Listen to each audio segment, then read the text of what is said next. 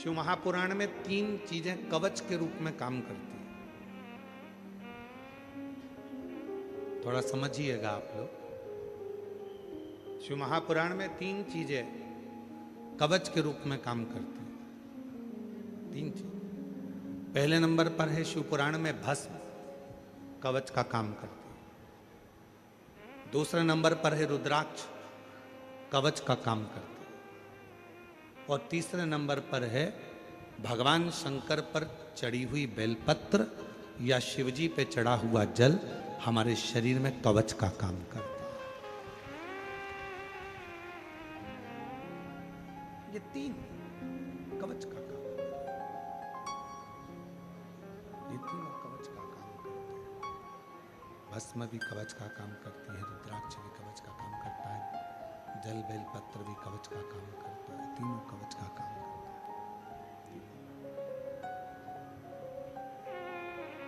और हमारा निवेदन है आप सभी से, जितने भी शिव भक्त इस कथा को श्रवण कर रहे हैं, उन सब से हम निवेदन करें कि घर से निकलने से पहले आपके शरीर पर इन 3 कवच में से कोई एक कवच होना चाहिए।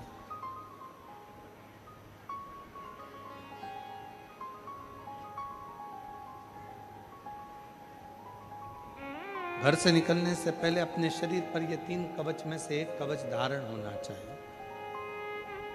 या तो हमारे गले में रुद्राक्ष हो, या हमारे तन पर कहीं पर भी भस्म लगी हो, या हम जब घर से निकलें तो एक बेलपत्र अपनी जेब में हो, या भगवान शंकर पे चढ़े हुए जल को हम पीकर आचमन कर कर या प्रोक्षण कर कर अपने घर से निकलें। अपने घर से। ये 3 कवच है, ये 3 कवच है।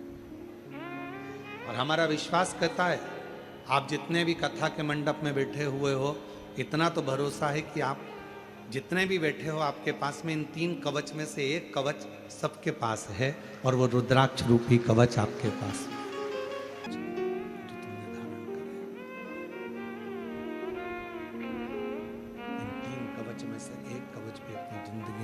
धारण करते हैं तो हमें सुख का अनुभव होता है। सुख का, ये वो कवच है। और कितना सुंदर कहा विद्येश्वर संहिता में, जब रुद्राक्षों का महत्व भगवान शंकर स्वयं मां जगतजननी जगदम्बा से करते हैं, पार्वती को करते हैं।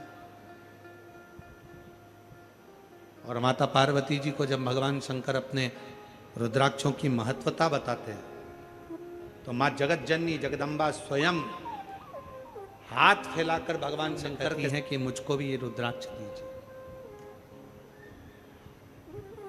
मुझे भी धारण कर, ये रुद्राक्ष मुझे भी दो, मुझे भी धारण कर, मुझे भी दो।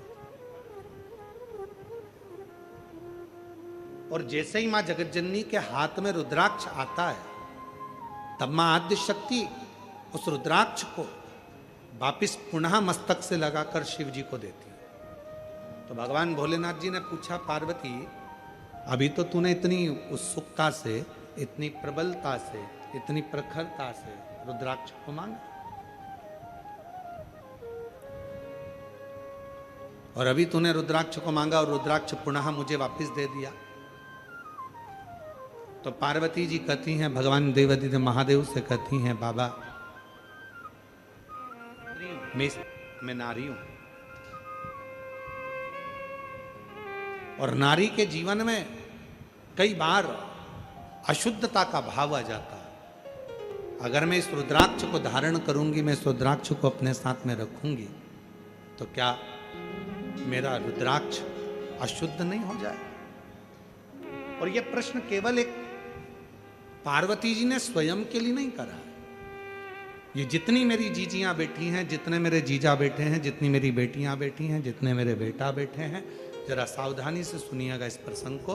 पार्वती जी रुद्राक्ष को हाथ में लेती हैं और पुनः मस्तक से लगाकर वो रुद्राक्ष पार्वती जी शिव जी को वापिस दे देती हैं। विद्येश्वर संहिता, शिव महापुराण, रुद्राक्ष महत्व।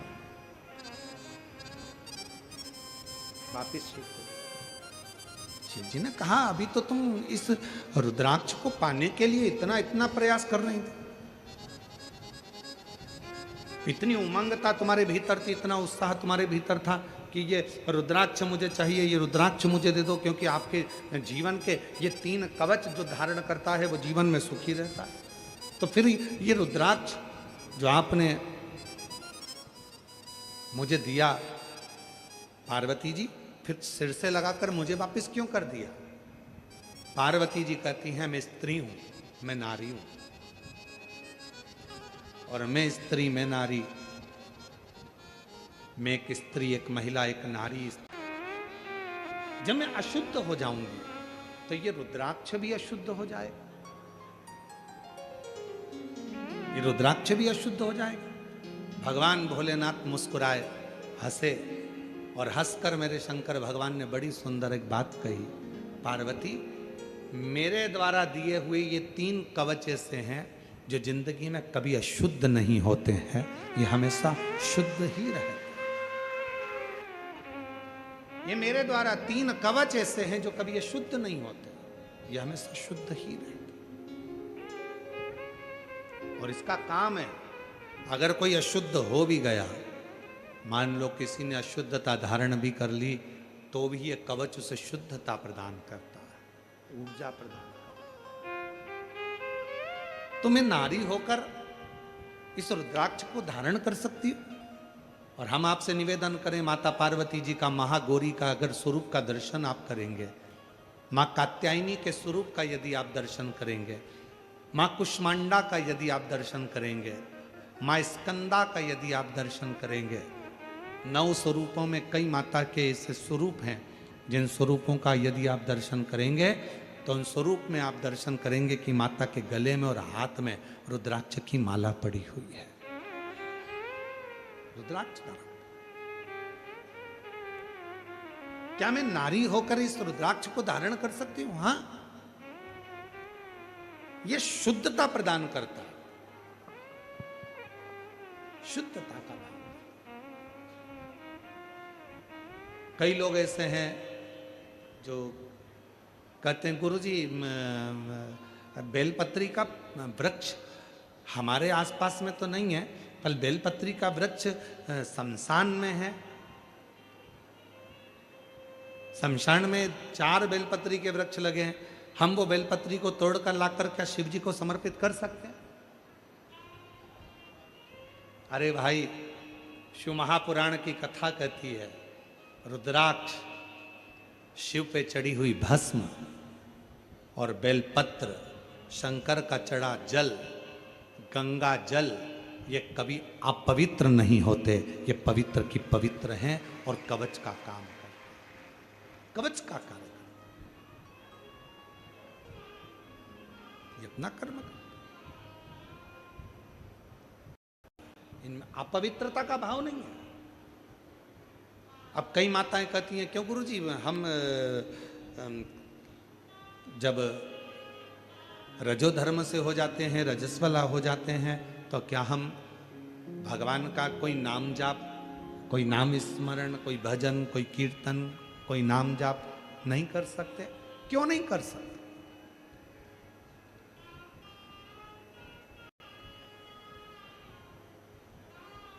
भगवान का नाम चाहे तुम कितने भी अशुद्ध हो, चाहे तुम कहीं पर भी बैठे क्यों ना हो, किसी भी भूमि पर बैठे हो, कहीं पर भी बैठे हो, चाहे कितने भी अशुद्ध क्यों ना हो गए हो, तो भी परमात्मा का नाम लेना बंद नहीं करना चाहिए, परमात्मा का नाम तो लेते रहना चाहिए। परमात्मा के नाम से पीछे नहीं हटना है, हमें भगवान का नाम का गुणगान करना है। और कहीं किसी रूप में कोई तुमसे कह दे कि तुम गंगा जी के घाट पर जाकर बैठो, भगवान का नाम लेना तो वहां ज्यादा बल मिलेगा, कोई तुमसे कहे हिमालय पर जाकर बैठ जाओ, वहां भगवान का नाम लेना तो ज्यादा बल मिलेगा, कोई कहे तुमसे कि तुम तीर्थ में जाकर बैठ जाओ, वहां भगवान का नाम लेना तो ज्यादा बल मिलेगा। शिव महापुराण की कथा कहती है, भगवान शंकर अपनी अर्धांगिनी के साथ, भगवान शंकर अपने बच्चों के साथ, भगवान शंकर अपने पोतों के साथ, भगवान शंकर अपने पड़पोतों के साथ, भगवान शंकर अपनी बेटी के साथ, भगवान शंकर अपने पूरे परिवार के साथ अपने घर में रहते हैं और वहां बैठकर राम नाम का सुमिरन करते हैं और उसका फल प्राप्त करते हैं।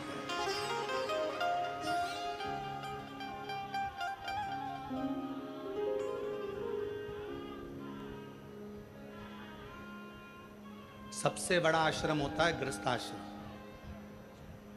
घर में रहकर भजन करना कठिन है। क्यों? क्योंकि भजन करते करते ना जाने कितने स्मरण हमारी बुद्धि में रहते हैं। आरती करते करते, भजन करते करते, हनुमान चालीसा पढ़ते पढ़ते भी जय हनुमान ज्ञान गुण सागर, जय कबीर तिहुँ लोक उजागर, राम दूत अतुलित बलधाम, अंजनी पुत्र पवन सुतनामा। देखना, उससे कहना आधा किलो दूध दे दे और 1 किलो दही लेकर आना। आते आते काम करना, ब्रेड की थैली लेकर आना। जय हनुमान ज्ञान गुण सागर, जय कबीर तिहुँ लोक उजागर, राम दूत अतुलित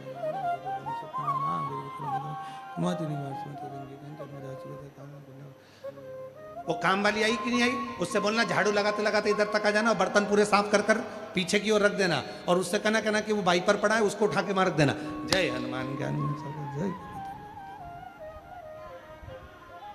सबसे बड़ा आश्रम गृहस्थ आश्रम, जिसमें रहकर एक बार भी यदि मुख से राम कृष्ण हरि निकल जाए, राम नाम निकल जाए, शिव नाम निकल जाए, भगवान का नाम निकल जाए, तो समझ लेना कि जिंदगी सार्थक हो गई। सार्थक। हमारे रामकृष्ण परमहंस जी, संत तुकाराम जी, संत नामदेव जी, मुक्ताबाई, मीराबाई, कर्माबाई, प्रहलाद, ध्रुव, भारत की भूमि के जितने जितने विद्वत संत हुए हैं, भारत की भूमि पर जितने जितने विद्वान संत हुए हैं, भारत की भूमि पर जितने जितने साधु सन्यासी तपस्वी साधक उपासक, आप पुराना उठाकर देखिए। आप अगर रामचरितमानस देखेंगे, महाभारत देखेंगे, तो पुराने जो संत साधु, जो बड़े बड़े ऋषिगण होते थे, वो ऋषिगण भी जैसे स्वयं ऋषिगण अपनी अर्धांगिनी के साथ रहकर भगवत भजन में सुमिरन में लगे रहते थे। परिवार के साथ में रहकर जो भजन किया, परिवार में साथ में रहकर जो स्मरण किया, परिवार के साथ रहकर जो मंत्र जाप किया, जो नाम जाप किया, परिवार के साथ में रहकर जो भगवत नाम किया, वही मूल हो जाता। वो एक बार भी अगर मुख से निकले तो जीवन सार्थक। एक बार तो कई लोग कह देते हैं गुरुजी रुद्राक्ष हम पहनेंगे तो कोई दोष तो नहीं लगेगा। पहले तो एक बात अपने चित्त में उतारिए, जितने भी सिद्धेश्वर शिव महापुराण की कथा को यवतमाल जिले के आरणी में श्रवण करने के लिए आए हैं और कथा के मंडप में बैठे हैं, या टीवी पर या आस्था चैनल पर या सोशल मीडिया पर इस कथा को सुन रहे हो, तो पहले सिद्धेश्वर शिव महापुराण की कथा सुनने से पहले अपने अंदर से एक बात निकाल दो, डर। जहां डर होता है वहां भगवान नहीं होता, और जहां भगवान होता है वहां डर नहीं होता।